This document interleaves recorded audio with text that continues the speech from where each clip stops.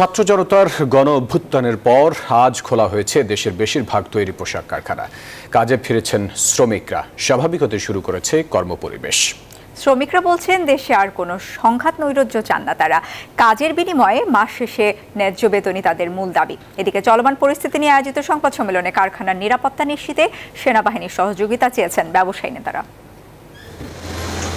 সরকার পতনের দাবিতে চলা আন্দোলন ঘিরে শ্রমিক কর্মচারীদের নিরাপত্তা বিবেচনায় কয়েক দফায় বন্ধ হয় পোশাক কারখানা।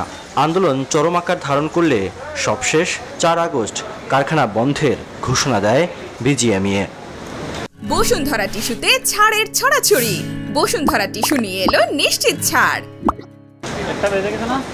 এরই মধ্যে শেখ হাসিনা সরকারের পতনের পর বুধবার থেকে আবারও খুলে দেওয়া হয় দেশের সব তৈরি পোশাক কারখানা। শ্রমিকদের উপস্থিতিতে প্রাণ চাঞ্চল্য ফিরেছে শিল্প কারখানায়। দেশে আর কোনো সংঘাত নৈরাজ্য নয়, বরং নিরাপদ কর্মস্থল ও মাস শেষে ন্যায্য বেতনের দাবি শ্রমিক কর্মচারীদের। গার্মেন্টস শিল্প প্রতিষ্ঠান খুলে দেওয়া হয়েছে, এতে আমরা সবাই আনন্দিত। কোম্পানি যদি ঠিকমতো শিল্প প্রতিষ্ঠান চালাইতে না পারলে আমরাও ঠিকমতো বেতন পাবো না। কাজ করলে আমরা ভালো বেতন পাইয়া আমরা সংসার চলে ভালো চলতে পারি, ভালো খাইতে পারি। এদিকে বনানীতে এক অনুষ্ঠানে ব্যবসায়ী নেতারা অভিযোগ করেন, কয়েকদিনে দেশের বিভিন্ন ব্যবসা প্রতিষ্ঠান ও শিল্প কারখানায় ধ্বংসযজ্ঞ চালিয়েছে দুষ্কৃতকারীরা। পরিস্থিতি মোকাবেলায় সেনাবাহিনীর সহযোগিতা চাওয়া হয়।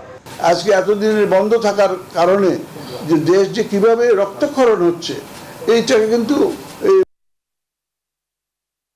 মানে বলে যাওয়া না, এবং এগুলো স্ট্যাটিস্টিক্স তো এখনো আমাদের হাতে নাই, কিন্তু এটা করতে যখন দেখবেন তখন billions of dollar will be there, মানে the loss of billion of dollar of the economy. কিছু সংখ্যক স্বার্থান্বেষী গোষ্ঠী নানাভাবে যারা এবং টোকাই শ্রেণীর কিছু লোকজন বিভিন্ন জায়গায় এই কাজগুলি করছে, তো এটা কারো কাছে আসলে কাম্য নয়। চিফ অফ আর্মি স্টাফ উনি যদি আমাদের সাথে বসে কিছু পদক্ষেপ উনি গ্রহণ করেন, তাহলে অতি দ্রুত আমরা কারখানাগুলো চালু করতে পারবো।